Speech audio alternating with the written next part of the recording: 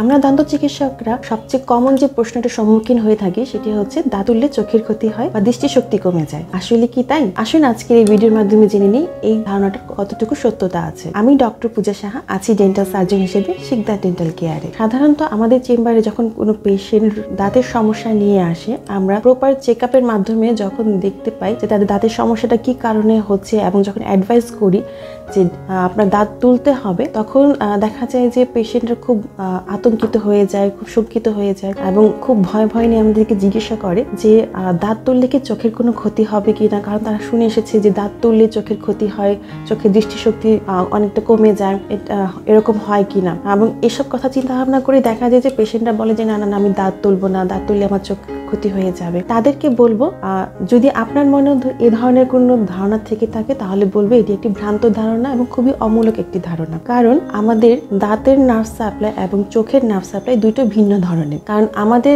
দাঁতে সাপ্লাই দিচ্ছে maxillary and mandibular branch of trigeminal nerve এবং চোখকে দিচ্ছে অপথালমিক নার্ভ। তাহলে বোঝাই যাচ্ছে যে আমাদের দাঁতের এবং চোখের নার্ভ সাপ্লাই দুটো আলাদা। তাহলে কেন এই ধরনের ভ্রান্ত ধারণা আমাদের মধ্যে হঠাৎ করে চলে আসলো? সাধারণত দেখা যায় যে আমাদের দাঁতে যখন ব্যথা ওঠে সেই ব্যথাটা আমাদের চোখ, কান এবং মাথা পর্যন্ত ছড়িয়ে যায়। এটাকে আমরা বলি রেফার্ড পেইন। রেফার্ড পেইন হচ্ছে যখন আপনি এক জায়গার ব্যথা আপনি আরেক জায়গায় যখন ফিল করবেন। এমন হতে পারে আপনি এক দাঁতে সমস্যা কিন্তু আপনি ব্যথা ফিল করছেন অন্য দাঁতে, এরকম অনেক ক্ষেত্রে হয়ে থাকে। কিন্তু এটা মানে এই নয় যে আপনি যে দাঁতে ব্যথা ফিল করছেন সেই দাঁতেই ব্যথা, হতে পারে আরেক দাঁতে সমস্যা। তাই এই রেফার্ড পেইনের কারণে অনেক সময় পেশেন্টদের মনে একটা ভ্রান্ত ধারণা চলে যায় যে যেহেতু দাঁতের ব্যথা থেকে আমার কান, চোখ, মাথা ব্যথা করছে তার মানে আমার চোখেও সমস্যা হতে পারে, কানেও সমস্যা হতে পারে। তাছাড়া আরেকটি যেটা হয়ে থাকে, যেহেতু উপরের দাঁতের গোড়াগুলো আমাদের চোখের খুব কাছাকাছি, তার কারণে অনেক ক্ষেত্রে দেখা যায় যে উপরের দাঁত তোলার ক্ষেত্রে বেশি শঙ্কিত হয়ে থাকে যে উপরের দাঁত তুলতে গেলে চোখে আমার সমস্যা হবে। আরেকটা যেটা হচ্ছে কি, আমাদের যদি দাঁতে কোনো ধরনের ইনফ্লামেশন বা ইনফেকশন যদি হয়ে থাকে, তো সেই ইনফেকশন থেকে আমাদের মাড়ি ফুলে যায়। এমন অনেক সময় হয় যে এক পাশ পুরো ফুলে যায়, চোখের একদম নিচ পর্যন্ত ফুলে যায়, এরকমও হয়। যার কারণে দেখা যায় পাশটা একদম চোখ নিবু নিবু অবস্থা হয়ে যায় যে কিছু দেখতে পারছে না, আমার কিছু দেখছে মানে খুব অস্পষ্ট দেখছে। এই কারণে অনেক সময় দেখা যায় যে পেশেন্টরা খুব ভয় পেয়ে যায় যে আমি আমার দাঁতে ব্যথার থেকে আমার মুখ ফুলে গেল হঠাৎ করে, আবার চোখেও আমি কিছু খুব কম কিছু দেখতে পারছি। এই ভয়ের থেকে তখন তারা মনে করে যে না আমার দাঁতের সমস্যা থেকে আমার চোখেও সমস্যা হচ্ছে এবং